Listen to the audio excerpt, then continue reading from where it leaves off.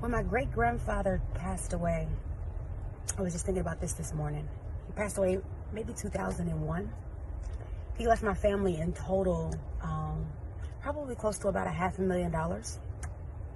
My grandfather, his son, received about $200,000, and then the rest was kind of divided up against other family members. Each grandchild got one, and so he was really specific in his will about who got what. And so looking back, like at 31, at the time I was, much younger. Looking back at 31, I appreciate the specificness and how he left legacy behind. He had several businesses. He was an engineer. But then I thought about my grandfather, who just passed a few months ago, so his son. And he passed away in a trailer that he didn't even own. And I think about legacy, and I ask myself, how do we get from millionaires, in the early 2000s, with my grandfather's legacy, kind of paving the way, right, for entrepreneurship and wealth, to a trailer on a countryside in Illinois. And so I think about legacy, but then I started to challenge my own thinking, and this is what I want to share with you guys today. I think about education. So my grandfather wasn't a dumb man at all, had several businesses, but wealth, how you acquire and keep wealth, has to be taught. That is not something that is innately in you. You have to teach that.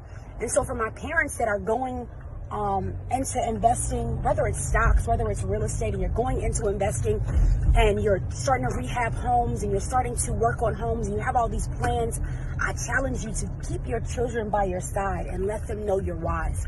I challenge you to include them in money conversations and business conversations. And I challenge you to tell them when it's good and when it's bad, and your why you're doing it and how you're doing it and what you're trying, even if it fails.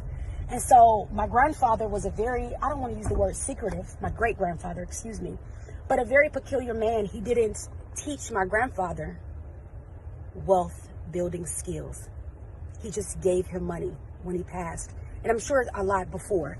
And so legacy means nothing if it's not coupled with education, because the next generation has to be ready to hold the baton and to take us into, and to really grow it, and to really grow with the baton and grow what you handed off.